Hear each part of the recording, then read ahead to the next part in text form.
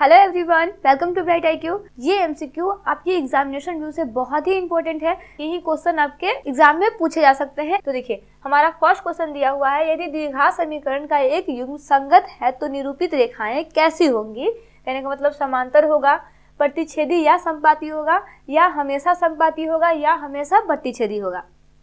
तो देखो, सबसे पहले तो इसमें आप 2-3 क्वेश्चन सॉल्व कर सकते हो, मतलब 2 क्वेश्चन तो आराम से सॉल्व कर सकते हो।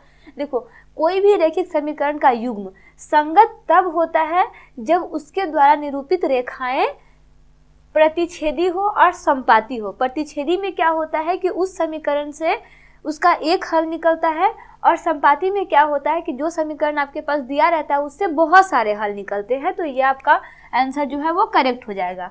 लेकिन अगर क्वेश्चन में अगर आपके पास दे दे कि यदि रैखिक समीकरण का एक युग्म असंगत है तो निरूपित रेखाएं कैसे होंगे, तो जब भी आपके पास असंगत है तो असंगत में कोई भी हल नहीं होता, तो उसके द्वारा बना हुआ रेखा जो होता है वो हमेशा समांतर होता है।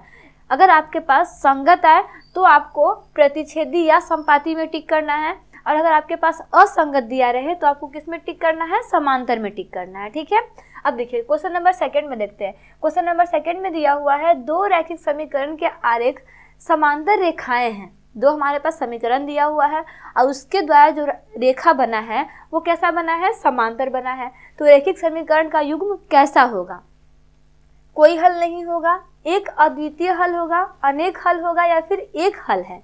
ठीक है, मतलब इसका कितना हल हो सकता है।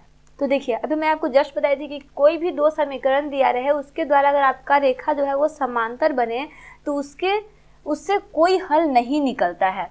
लेकिन इसमें आपके पास 3 तरह से क्वेश्चन पूछा जा सकता है। पहला क्वेश्चन जो आपके पास दिया हुआ है, दूसरा क्वेश्चन कि 2 रैखिक समीकरण के युग्म के आरेख संपाती रेखाएं हैं तब रैखिक समीकरण का युग्म कैसा बनेगा। तो जब भी आपके पास समांतर की जगह पे संपाती रहे तो आपका अनेक हल बनेगा, और अगर समांतर की जगह पे प्रतिच्छेदी रहे तो आपका केवल एक अद्वितीय हल बनेगा।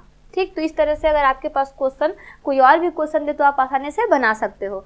देखो, दिया हुआ एक ही क्वेश्चन है, लेकिन एक क्वेश्चन से आप 3 क्वेश्चन सॉल्व करोगे और तीनों में से कोई ना कोई एक क्वेश्चन आपका एग्जाम में आएगा ही आएगा।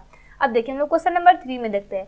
क्वेश्चन नंबर 3 में हमारे पास रैखिक समीकरण का युग्म दिया हुआ है, a1x + b1y + c1 = 0 तथा a2x + b2y + c2 = 0 में यदि a1/a2 इक्वल होगा b1/b2 का, बट ये नहीं इक्वल होगा c1/c2 का, तो समीकरण का युग्म कैसा होगा। कहने का मतलब क्या है कि आपके पास 2 समीकरण अलग अलग दिया हुआ है ना, और जब उसको आप कंपैरिजन करते हो तो यहाँ पे a1/a2 b1/b2 के इक्वल होता है, लेकिन b1/b2 जो होता है वो c1/c2 के इक्वल नहीं होता है। तो इस कंडीशन में रैखिक समीकरण युग्म का कोई हल नहीं बनता है। ठीक है, तो इसका करेक्ट ऑप्शन क्या हो जाएगा, ऑप्शन सी, कोई हल नहीं होगा।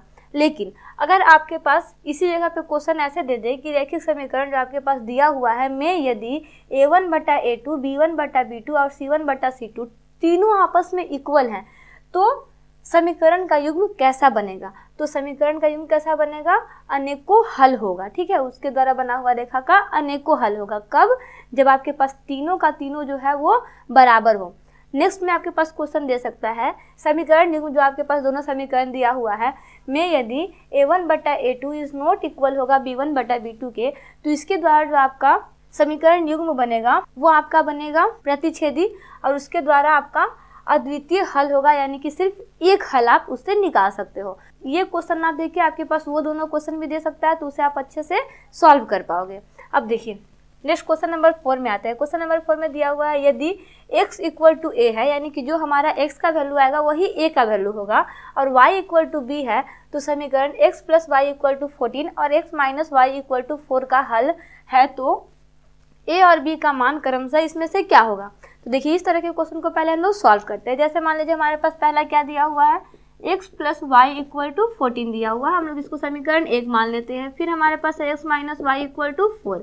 अगर आप सिंपल सा इसे आप सॉल्व करते हो तो हम लोग सॉल्व करने के लिए इसको क्या करते हैं, कुछ भी नहीं करना है, इसको बट्टे में कर दो, ये प्लस माइनस कट जाएगा, इसको करोगे ये आ जाएगा आपका 2x, इधर से करोगे आपका आ जाएगा 18, तो x = क्या हो जाएगा 18/2, इसको कट कर दो, x का वैल्यू कितना आ गया 9 आ गया। x = मेरे पास क्या दिया हुआ था, a दिया हुआ था, दैट मीन्स क्या आ गया, a का वैल्यू आ गया आपके पास 9।